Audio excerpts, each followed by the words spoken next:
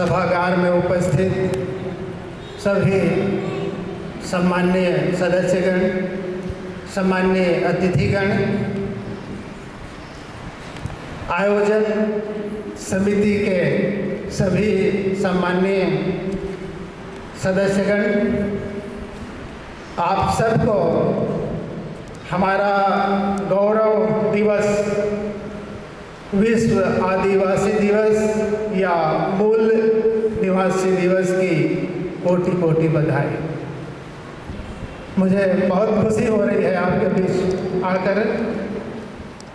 हम यहाँ के राजा और महाराजा थे, किंतु जो लोग हैं, खासकर जिन्होंने हमें तबाह किया, जिन्होंने हमें बर्बाद किया, वो है इस देश का मनुस्मृति का संविधान।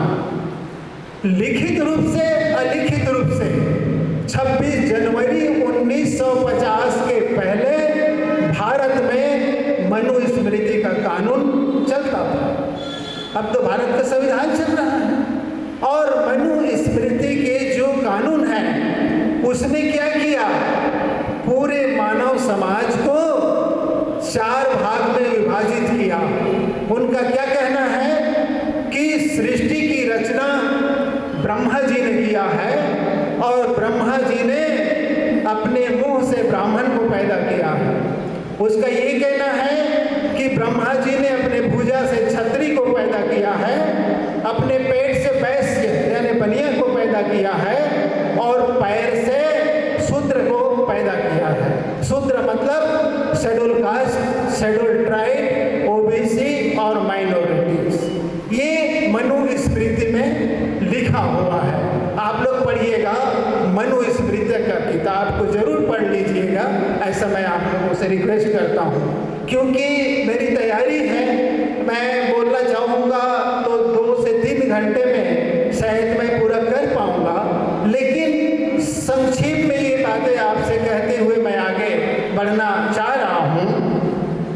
तो ये जो मनुस्मृति का जो संविधान हमारे ऊपर लागू किया गया था, पूरे भारत में लागू किया गया था, तो उस समय में हमारी जो स्थिति है बहुत ज़्यादा दयनीय थी। आप सब लोगों को मालूम होगा या आप पढ़ेंगे तब मालूम होगा कि उस समय हमारे लिए शिक्षा का दरवाजा बंद था। उस समय गुरुकुल चलता था, सुने होंगे आप लोग। गुरुकुल में क्या होता था, पढ़ने लिखने का अधिकार सिर्फ ब्राह्मण लोगों को था। एकलव्य का उदाहरण है, मैं ज्यादा नहीं बोलूंगा।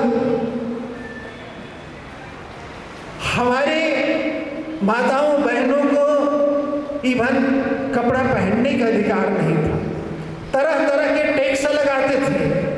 हमारे लोगों की बलि दी जाती थी। जब रोड, सड़क, बड़े मकान बनते थे तो हमारे बच्चों को उसमें जिंदा डाल दिया जाता था। ऐसे मनुस्मृति के समय में ऐसा होता था। ये हमको जानना चाहिए, इसलिए मैं संक्षिप्त में बता रहा हूँ। बलि प्रथा, सती प्रथा, दहेज प्रथा, गंगादान प्रथा। गंगादान प्रथा में जो प्रथम पुत्र या पुत्री होती थी तो उसको ये लोग जो है गंगा नदी में फेंकवा देते थे। ऐसी कुरीतियां थी। हमको तन ढकने का अधिकार नहीं था। ब्रेस्ट टैक्स लगता था। आप यूट्यूब में जाइएगा, पढ़िएगा, आपको पता चलेगा। ये हमारी स्थिति थी, हमारी सामाजिक स्थिति थी। हमको जानना चाहिए। मैं इसलिए रिक्वेस्ट कर रहा हूं कि ये बातें हमको जानना चाहिए। शुद्धिकरण प्रथा सुने होंगे। शादी होने के बाद हमारी महिलाओं को पंडित पुजारियों के घर में 3 से लेकर 7 दिन तक उनको रहना पड़ता था। वो शारीरिक शोषण करते थे। ऐसी स्थितियां थी। लेकिन जैसे हम जागरूक हुए, जब भारत का संविधान बना, 26 जनवरी 1950 को भारत का संविधान जब बना, उस दिन से ये मनुस्मृति का संविधान समाप्त हो। ये मनुस्मृति का संविधान उस दिन समाप्त हो गया।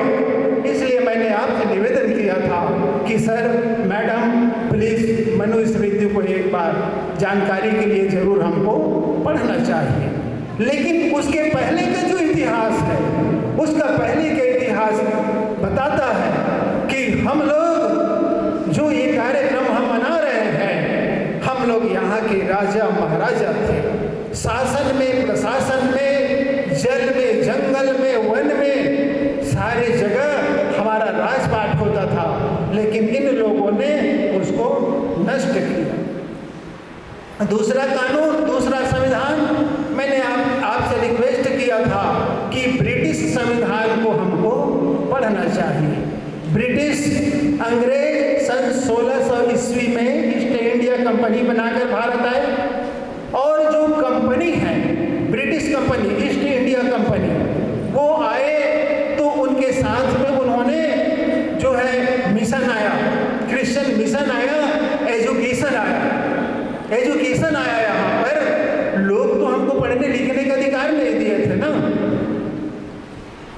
हम जो गुरुकुल है, गुरुकुल तो हमारे लिए नहीं था। हम कुछ सीख जाते थे तो एकलव्य जैसे हमारा अंगूठा ही ले लिया। और भी उदाहरण है, भारत में प्रथम पूरे शूद्र समाज में, यानी schedule caste, schedule tribe, OBC में पहला पढ़ा लिखा व्यक्ति है तो वो है ज्योतिबा राव फूले। आप लोग पढ़िएगा उसको, और पढ़े भी होंगे, ऐसा नहीं कि मैं नई बात बता रहा हूँ। लेकिन ज्योतिबा राव फूले हमारे बीच में पहली बार पढ़े, और उनका जन्म होता है सन 1827 को महाराष्ट्र में। हमारे अपने कौम के थे, वो प्रथम पुरुष पढ़े लिखे हुए, और भारत की प्रथम महिला कोई पढ़ी लिखी तो वो सावित्री देवी फूले। इसको हमको पढ़ना चाहिए, इसको हमको जानना चाहिए। ये जो मनुस्मृति का संविधान चलता था, उसमें शिक्षा, नौकरी और हमारी स्थिति तो जानवरों से भी गए गुजरे थी ना। नदी नालों में, कुओं में, तालाबों में हमको पानी पीने का अधिकार नहीं था। किंतु अंग्रेज आने के बाद जो ब्रिटिश कानून बना, ब्रिटिश कानून ने बहुत सारे कानून बनाया। इसलिए कहा कि सर मैं 2-3 घंटे में बता पाऊंगा, लेकिन मैं थोड़ा सा आपको इंडिकेट कर रहा हूं, आप पढ़िएगा उसको, आपको जानकारी मिल जाएगी। आप भारत का पहला लॉ कमीशन 1833 में लॉर्ड मैकाले की अध्यक्षता में बना। लॉर्ड मैकाले इंग्लैंड से एक युवा पढ़ा लिखा इंसान भारत में आते हैं 1833 में। First law commission of India उस दिन बना, और ब्रिटेन के पार्लियामेंट ने ये कहा कि मिस्टर मैकाले, आप इंडिया जाओ और इंडिया जा करके देखो कि वहाँ की शैक्षणिक स्थिति क्या है, वहाँ की सामाजिक स्थिति क्या है, वहाँ की धार्मिक स्थिति क्या है, वहाँ के लोग कैसे रहते हैं। लॉर्ड मैकाले यहाँ आते हैं और 1 साल तक पूरा घूम करके पूरे भारत के हमारे सामाजिक और सारी स्थिति को वो देखते हैं।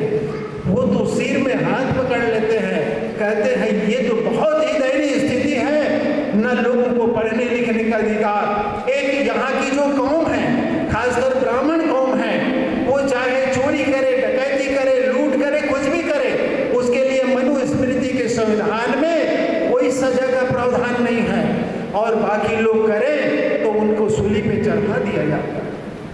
ये रिपोर्ट मिस्टर लॉर्ड मैकाले जब ब्रिटेन के पार्लियामेंट में जाते हैं और जाके पेश करते हैं, बहुत काम होता है उस समय, तो इंडियन पेनल कोड, भारतीय दंड संहिता जो अब तक चल रहा है भारत में, वो 1860 में उस किताब को लिखने वाले, उसको ड्राफ्ट करने वाले और अमल में लाने वाले लॉर्ड मैकाले हैं। 1833 से लेकर 1860 तक लगभग 30 साल की मेहनत के बाद इंडियन पेनल कोड लागू हुआ, भारतीय दंड संहिता, और भारतीय दंड संहिता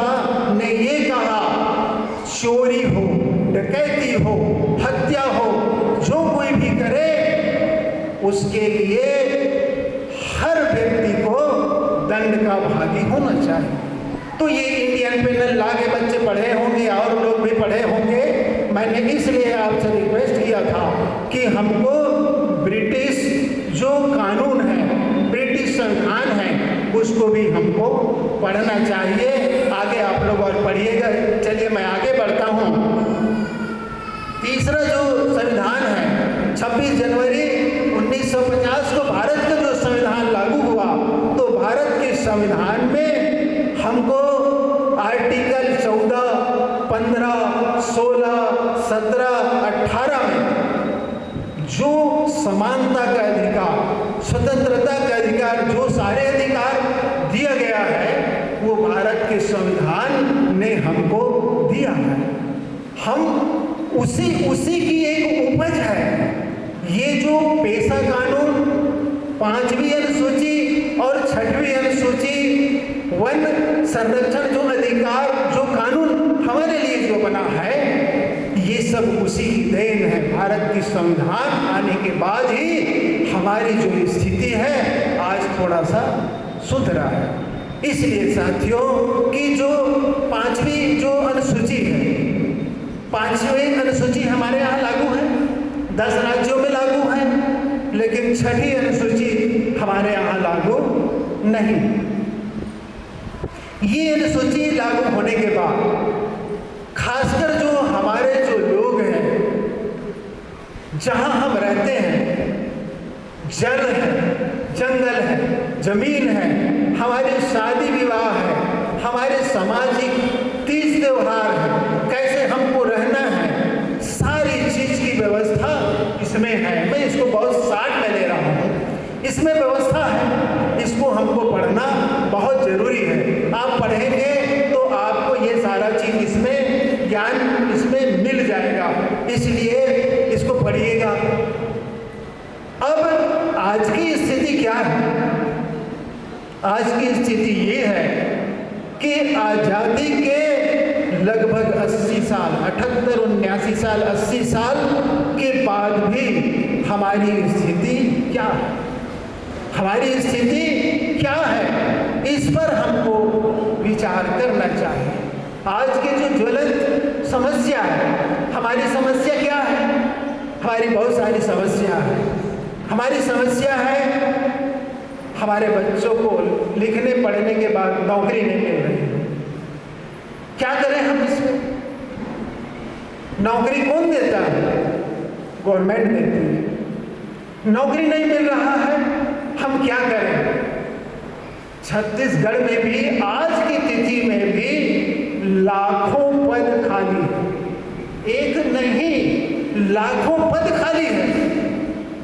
लेकिन सरकार में बैठे हुए जो लोग हैं, चाहे किसी की भी सरकार हो, आपने आज़ादी के 78 साल तक तो सरकार बनी ना, उन सरकारों ने सिर्फ दिखावे के लिए टेलीविजन में, पेपर में, मीडिया में सारी जगह प्रोपेगेंडा किया, प्रचार किया कि हम इनके लिए ये कर रहे हैं, वो कर रहे हैं। धरातल में हमारी स्थिति क्या है? हमारी स्थिति दयनीय है। हम पतन की ओर जा रहे हैं। इसलिए साथियों, जब नौकरी नहीं मिल रही है तो हमारे लोग डिमोरलाइज हो रहे हैं, हतोत्साहित हो रहे हैं, बच्चों को पढ़ाना छोड़ रहे हैं। क्या करेंगे पढ़ लिख करके? हमारे लोगों की दूसरी जो समस्या है वो है पदोन्नति नहीं हो रही। जो लोग नौकरी में आ गए हैं उनकी पदोन्नति नहीं हो रही। सरकार पदोन्नति नहीं दे रही है, तो नीचे का जो पद खाली नहीं हो रहा है, तो ऊपर जब वो जाएंगे पदोन्नति होगी तो पद खाली होगा। इसको भरने के लिए सरकार कोई भी ध्यान नहीं दे रही है।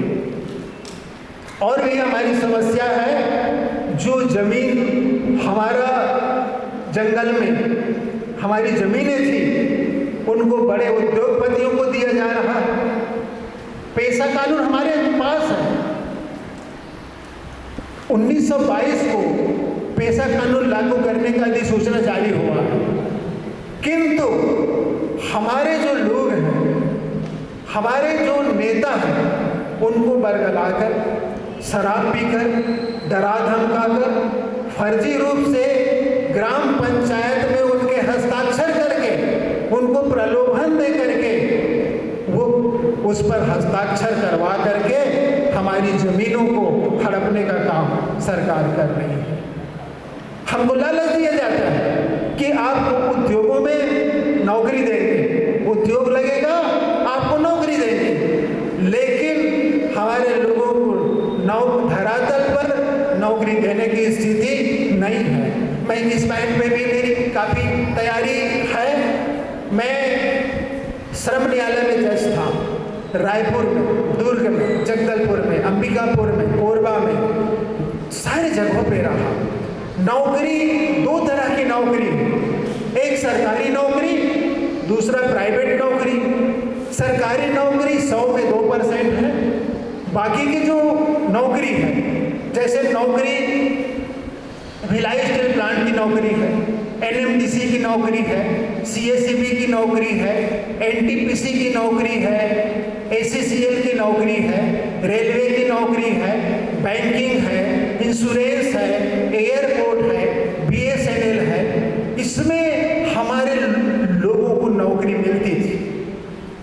लेकिन सरकार उन सब को निजी हाथों में दे रहा है, निजीकरण कर रहा है। निजीकरण कर रहा है तो खासकर जो उद्योगपति हैं उनके हाथ में दे रहा है। भिलाई स्टील प्लांट में 1980 के दशक में 75,000 परमानेंट कर्मचारी हुआ करते थे, आज 7,000 के लगभग परमानेंट कर्मचारी हैं। उद्योग बढ़ा है लेकिन नौकरी कम हो गई। उनको मालूम है कि जब हम ये जो लोग हैं ना, जो ये कार्यक्रम कर रहे हैं, ये क्यों कर रहे हैं, आवाजें बुलंद क्यों कर रहे हैं, क्योंकि ये शिक्षित हो रहे हैं, क्योंकि ये शिक्षित हो रहे हैं, शिक्षित होकर नौकरी में आ रहे हैं, तो ये आवाजें बुलंद कर रहे हैं। ये सरकार हमको आज भी मनु के कानून के तहत पिछड़ा रखना चाहती है। ये बहुत सोचने का विषय है। और भी उद्योग है। मैं उधर कोरबा में था, उधर NTPC है, CSCB है, ACCL है, सारी जगहों पे हमारे लोगों का कितना शोषण होता है, ये बहुत विचारणीय विषय है। इसलिए साथियों कि जो शिक्षा के प्रति हमारा जो पढ़ने लिखने के प्रति बच्चों को मन नहीं लग रहा है, नौकरी नहीं मिल रही है, आरक्षण बंद हो रहा है, कहने के लिए तो लोग कहते हैं, हमको कितना बड़ा प्रलोभन दिया जाता है कि राष्ट्रपति आपका है, आपका मुख्यमंत्री है, गवर्नर आपका है, पेपर और टेलीविजन में कितना प्रचारित किया जाता है। लेकिन वास्तविकता जब हम हाथ दिल पे रख करके देखते हैं, तब हमें पता चलता है कि ये लोग हमारे सिर में पेशाब करते हैं, हमको प्रताड़ित करते हैं। ये एक सोचने का विषय है। सामाजिक रूप से आज हमारी क्या स्थिति है, छुआछूत होता है। आज मध्य प्रदेश और छत्तीसगढ़ आजादी के बाद इतना बड़ा पॉपुलेशन SC ST होने के बाद भी मैं जिस विभाग में काम किया, न्यायपालिका में, कोई भी हमारा SC ST का जज हाई कोर्ट में नहीं हो पाया। डायरेक्ट किसी को हाई कोर्ट जज नहीं बनाया। क्या हमारे लोग योग्य नहीं हैं? हैं, लेकिन वो लोग हमारा अंगूठा लेना चाहते हैं। ये हमारे लिए सोचने का विषय है। एक समय में जसपुर को कहा जाता था कि भारत का सबसे ज्यादा पढ़ा लिखा और क्लास 1-2 में ऑफिसर भारत में यदि कोई है तो जसपुर है। मतलब हमारे लोगों की पढ़ाई लिखाई में ध्यान था, आज भी है। शिक्षा की बात निकला है, इसलिए मैं आपका ध्यान चाहूंगा। आज हमारे शिक्षा के जो द्वार हैं बच्चे यहाँ आके छात्रावास में रहते हैं, कभी आप लोगों को छात्रावास में जा करके भी देखना चाहिए। मैं भी यहाँ छात्रावास में रहता था, छात्रावास में रह के पढ़ता था। बच्चों को हमारे लाइट की व्यवस्था नहीं है, पानी की व्यवस्था नहीं है, उनके लिए बिस्तर की व्यवस्था नहीं है, उनके लिए पढ़ने के लिए किताबें नहीं हैं। बच्चे हमारे कैसे पढ़ेंगे? अब हमारा आरक्षण का विरोध हो रहा है। एक तरफ हमको जो है आप गिरा के रखे हो, हमको पढ़ने लिखने नहीं दे रहे हो, हमको नीच बना के रखे हो और कहते हो कि आरक्षण बंद होना चाहिए। वो उसको बंद करना चाहते हैं ताकि ये लोग हमारा ध्यान क्या चाहते हैं कि ये पढ़े ना, लिखे ना, आवाज ना उठाए, शिक्षित ना हो। आप जाइए, मैं हॉस्टल में जाता हूँ तो देखता हूँ। अभी मैं 18 दिसंबर को यहाँ सभी छात्रावास के बच्चों के साथ में गुरु घासीदास जयंती में गया हुआ था। उसमें मिनिस्टर सभी आए हुए थे। मैंने उनसे रिक्वेस्ट किया कि सर, जो हॉस्टल है, हॉस्टल में बच्चों के पढ़ने लिखने के लिए कॉपी किताब नहीं है, भोजन के लिए तरसते हैं, लाइट नहीं है, वायर कटा हुआ है, पंखा नहीं है, पीने की पानी नहीं है, ये बच्चे कैसे पढ़ेंगे? क्या कभी आपने हमारी शिक्षा के बारे में सोचा? उनके बच्चों को एसी रूम, उनके लिए ट्यूबलाइट, पढ़ने की लिखने की व्यवस्था, डिजिटल लाइब्रेरी, उनके लिए कोचिंग की व्यवस्था, और हमारे बच्चों के लिए हम कैसे उनकी मुकाबला करें? लेकिन फिर भी मैं आप लोगों से रिक्वेस्ट करना चाहता हूँ कि विषम परिस्थितियों में भी हमको अपने बच्चों को पढ़ाना चाहिए। हमको अपने बच्चों को पढ़ाना है, पढ़ाना लिखाना है, शिक्षा को बहुत ज़्यादा महत्व देना है। मैं लेट तो नहीं हो रहा? ठीक है, थोड़ा सा। साथियों, ये शिक्षा की स्थिति है हमारी। मैं एक हॉस्टल जिधर मैं रहता था, जब मैं यहाँ जस्ट रायपुर में, वहाँ पे बच्चों के लिए हमने एक लाइब्रेरी दिया। मेरे तरफ से, जब मेरे परिवार के तरफ से मेरे बच्चों ने PSC, UPSC, judiciary, net, AIEEE सारी स्टडी मटेरियल्स और इन महापुरुषों के द्वारा लिखित सामाजिक किताबों की हमने एक लाइब्रेरी बनाई, यही रायपुर में। वहाँ हम शाम को पढ़ाने के लिए, मैं खुद भी कोर्ट से छूटने के बाद जाता था। ये बात मैं आपसे इसलिए बता रहा हूँ कि आप लोगों से बता नहीं रहा हूँ, आप लोगों से रिक्वेस्ट कर रहा हूँ कि यहाँ हमारे सैकड़ों हॉस्टल हैं, हमारे बच्चे रहते हैं, आप शिक्षित हैं, आप जा करके अपने, हमारे जो बच्चे वहाँ रहते हैं, शेड्यूल ट्राइब के बच्चे रहते हैं, उनके लिए थोड़ा सा स्टडी मटेरियल आप थोड़ा सा डोनेट करिए, उनको पढ़ाइए। जिस चीज़ की आप जानकारी रखते हैं उनको पढ़ाना चाहिए। हमारे अकेले से शिक्षित हो जाने से, मेरे अकेले से बढ़ जाने से समाज शिक्षित नहीं हो जाएगा।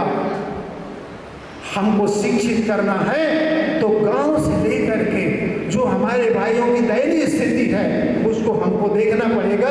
इसलिए मैं रिक्वेस्ट करूंगा, आप शहरों में रहते हैं तो शहर में रहने वाले गांव के जो लोग, जो बच्चे आगे पढ़ लिख रहे हैं, उनको जा करके देखना चाहिए, उनको मदद करना चाहिए। इसलिए साथियों, ये बात मैं आपको बताना बहुत जरूरी समझा।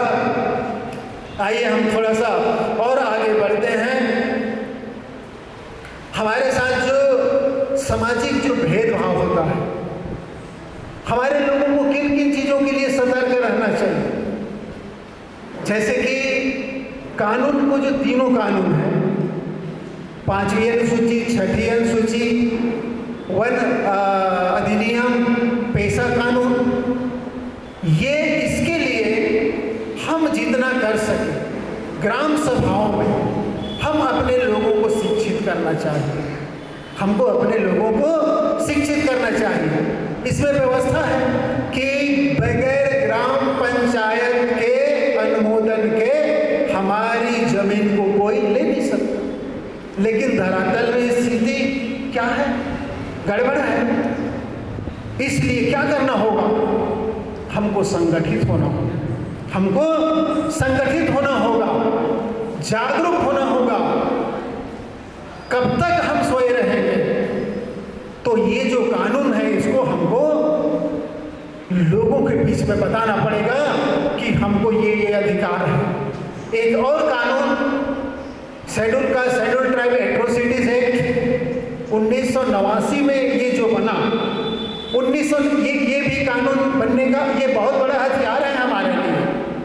देखिए, जल, जमीन, जंगल, हमारी संस्कृति, ये तो हमारे गौरव का विषय है,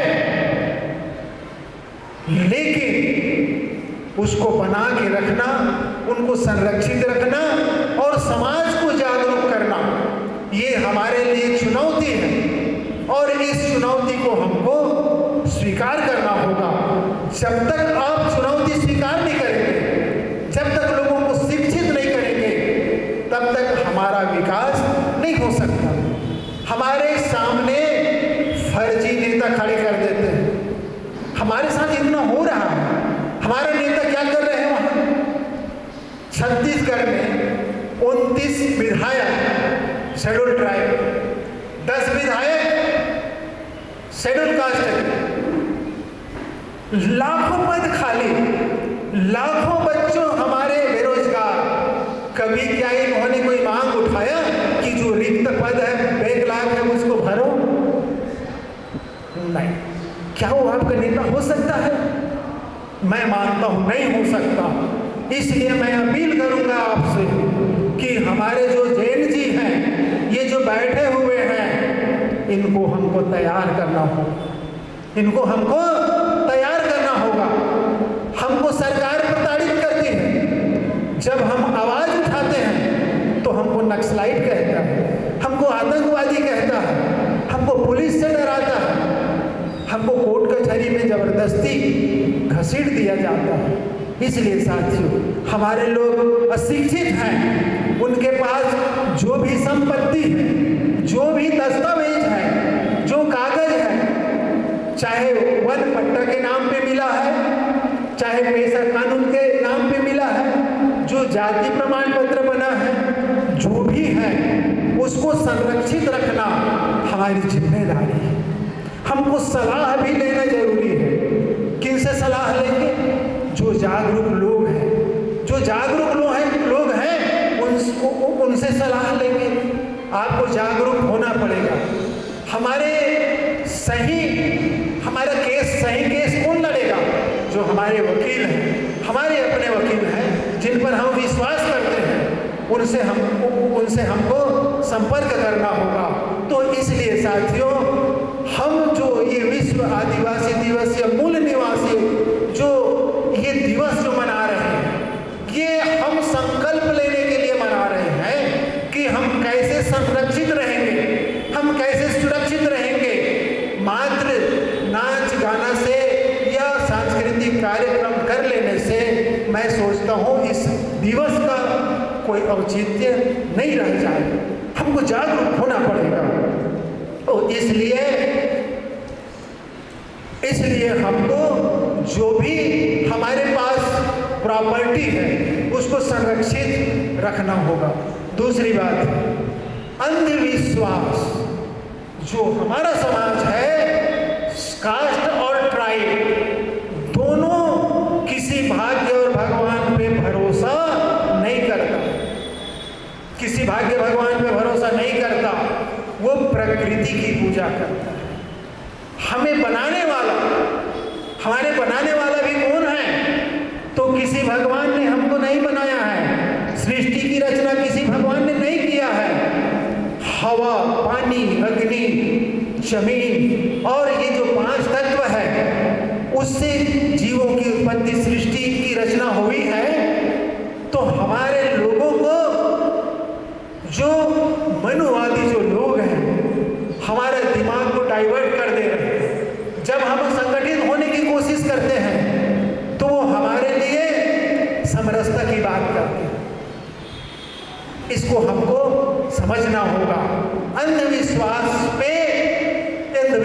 से हमको दूर रहना होगा। एक एग्जाम्पल दे रहा हूं मैं, सिर्फ आपको समझाने के लिए। आप सबको पता है कि शिक्षा की देवी सरस्वती माँ धन दौलत की लक्ष्मी माँ है और ताकत देने वाले बजरंगबली। यदि शिक्षा की देवी की यदि हम पूजा कर लें तो क्या हमें स्कूल कॉलेज जाने की जरूरत नहीं होगा? बगैर स्कूल जाए, बगैर पढ़ाई लिखे के हम शिक्षित नहीं हो सकते, चाहे हम कितना अगरबत्ती जला, हम कितना अगरबत्ती जला लें, हम धनवान नहीं बन सकते। कितना अगरबत्ती जला लें, हम ताकतवर नहीं हो सकते। हम चाइना और जापान की मुकाबला नहीं कर सकते। हमारे खेल जब तक तिरकी और हमारे लोग हॉकी में खेलते थे, भारत विश्व कप जीतता था, हमारे लोगों को हर जगह हटाया गया, हमारा शोषण हुआ। मैं ये बात इसलिए कह रहा हूँ ताकि आपको मैं जागृत कर सकूं। किसी की भावना को मैं ठेस पहुंचाने के लिए नहीं कह रहा हूँ, मेरे लोगों को समझाने के लिए कह रहा हूँ कि अंधविश्वास के लिए हमारे पास कोई जगह नहीं है। अंधविश्वास हमारा समाज नहीं मानता है, इसलिए हमको अंधविश्वास को त्यागना होगा। नशा मुक्त हमारे समाज को नशे में चूर करके हमारा शोषण किया जाता है। लोग कहते हैं डिवाइड एंड रूल, वोट डालो शासन करो, अंग्रेजों का था। नहीं, ये गलत बात है। डिवाइड एंड रूल मनुस्मृति की देन है, इसलिए उन्होंने हमको डिवाइड किया। आप लोगों को मालूम है भारत में अनुसूचित जनजाति यानी शेड्यूल्ड ट्राइब की 1500 जातियां हैं। तब किसी के ऊपर शासन करना है, तब क्या करेंगे? डिवाइड कर दो, इनको तोड़ दो। हमको तोड़ा गया। शेड्यूल कास्ट की 1500 जातियां हैं, 4 वर्ण में बांटा। तो ये चीज हमको बांटने के लिए है, हमको डिवाइड करने के लिए है, ताकि जो मुट्ठी भर लोग हैं वो लोग शासन कर सके और कर रहे हैं। इसलिए साथियों, हमको जो है ऐसी बातों पर ध्यान नहीं देना चाहिए। हमारे लोगों के लिए कोचिंग की व्यवस्था होनी चाहिए। आज पढ़ाई लिखाई में ध्यान नहीं है, पढ़ने लिखने के लिए हमारे पास पैसे नहीं हैं, तो जब तक एक अच्छा कोचिंग नहीं होगा, शहरों में यदि सरकार नहीं करती है तो हम लोगों को कर लेना चाहिए। मेरा ऐसा मानना है, सरकार के भरोसे हम ना रहें, हमको अपनी स्वयं की कोचिंग कर लेना चाहिए। हमको घरों में बैठ लेना चाहिए, मोहल्ले में, चर्च में बैठ लेना चाहिए। हमारे गुरुद्वारे हैं, सामाजिक भवन हैं, वहाँ हम बच्चों को IAS, IPS, judiciary, engineering, medical, बहुत सारी जगहों पे जाने की हमको तैयारी करनी चाहिए। आरक्षण को तो ये लोग खत्म कर रहे हैं, अब हमारे बच्चों को अनारक्षित पदों में जाने की तैयारी करना चाहिए। ऐसा मैं आप लोगों से अपील करता हूँ। साथियों, ये जो कॉलेजियम सिस्टम है ना, आप लोगों ने सुना होगा कॉलेजियम सिस्टम। हाई कोर्ट और सुप्रीम कोर्ट में जज जो बनते हैं तो उनके लिए कोई परीक्षा नहीं होता, कोई इंटरव्यू नहीं होता। और मैंने बताया, आप इतिहास पढ़िएगा, मध्य प्रदेश और छत्तीसगढ़ में एक भी SC ST का हाई कोर्ट में डायरेक्ट जज नहीं हुआ।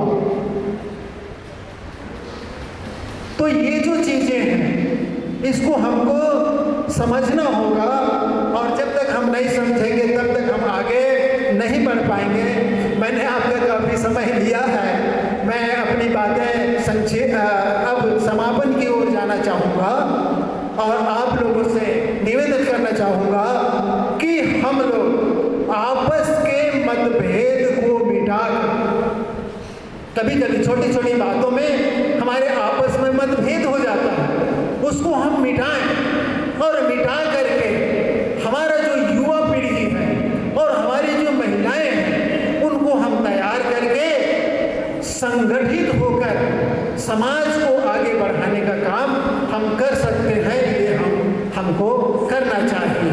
ये मैं अपील कर रहा हूँ। साथियों, आप लोगों से ये भी अपील कर रहा हूँ कि अपने लोगों से हम निवेदन करें कि वो शराब का सेवन ना करें, नशा से दूर रहें और समाज को आगे बढ़ाने में अपना योगदान दें। हमारे साथ जो गाँव में जो अन्याय अत्याचार हो रहा है, हमारे जमीन, जल, जंगल को जो छीना जा रहा है फर्जी रूप से, कौन छीन रहा है, इसको पढ़ना जरूरी है। आजकल मोबाइल का जमाना है, इसका यदि हम सही उपयोग करें, बच्चे यदि इसको सही ढंग से पढ़ लें, तो कोई कोचिंग की भी व्यवस्था मैं सोचता हूँ नहीं होगी। तो जब तक हमारा समाज पढ़ेगा नहीं, लिखेगा नहीं, आगे नहीं बढ़ेगा, हमने क्यों इनको याद किया? बिरसा मुंडा जी को, अपने शहीद वीर नारायण सिंह को, हमने हमारे महापुरुषों को, इनको क्यों याद किया? इसलिए याद किया कि उनका जो काम अधूरा काम है, उस अधूरा काम को हम सब लोग मिल करके, संगठित हो करके एक साथ पूरा करेंगे। हम SC, ST, OBC जितने दुखी लोग हैं, अलग अलग तोड़ा जा रहा है ना। आज आपके साथ हो रहा है तो शेड्यूल कास्ट चुप बैठा हुआ है। शेड्यूल कास्ट को छोड़िए ना, ये जो और जातियां हैं, गोड़ है, कंवर है, बिजवार है, उरांव है, इनके साथ हो रहा है तो उनको वो चुप बैठे हैं, उनके तो उनको चुप बैठे हैं। यही डिवाइड एंड रूल है, इसको अपने को समाप्त करना होगा। हमको धर्म के नाम पे लड़ाया जा रहा है, तो इससे भी हमको बचना होगा। अंत में मैं आप सब लोगों से अपील करता हूं कि ये आने वाले समय में हम सब लोग मिल करके एक बहुत अच्छा कार्यक्रम और करेंगे, सबको शामिल करेंगे, अपने अधिकार को जानेंगे, संगठित रहेंगे और आगे बढ़ेंगे। ऐसा अपील करते हुए आपने मुझे सुना, मौका दिया, बहुत शांति से सुना, मेरी प्रार्थना को भी पर भी आप विचार करेंगे, ऐसा अपील करते हुए बहुत बहुत धन्यवाद देते हुए मैं अपनी बात यहीं समाप्त करता हूँ। किसी को कोई कुछ पूछना हो तो मुझे आप पूछ सकते हैं। मेरी जहाँ जरूरत होगी आप मुझे बुलाइएगा, मैं जाऊँगा, आपके साथ कंधा से कंधा मिलाकर काम करने के लिए मैं तैयार हूँ। वैसे हमने अभी मैं रिटायर होने के बाद जो छत्तीसगढ़ PSC में ऑफिसर चुन के जाते हैं, तो उनका ट्रेनिंग सेंटर है यहाँ नई राजधानी में, केंद्रीय में, तो उनके प्रशिक्षण में ऐसे रिसोर्स पर्सन जाके उनको ट्रेनिंग देता हूँ। अभी जो जिला जजेस हैं, हाई कोर्ट में हमारा एकेडमी है, जुडिशियल एकेडमी, तो जजेस लोगों को प्रशिक्षण देने का as a resource person retirement के भी बाद जाता हूँ। मैंने रायपुर में एक लॉ एकेडमी डाला कि हमारे बच्चों को जज कैसे बनना है, उसकी पढ़ाई मैं और बच्चे भी हमारे उसमें हम सहयोग करते हैं। करने का आशय ये है, जहाँ हमारी ज़रूरत होगी, जहाँ महसूस होगा, वहाँ पर मैं आपके साथ तैयार रहूँगा। आपसे अपील करता हूँ कि आप अपने और पराये में अंतर को समझिएगा।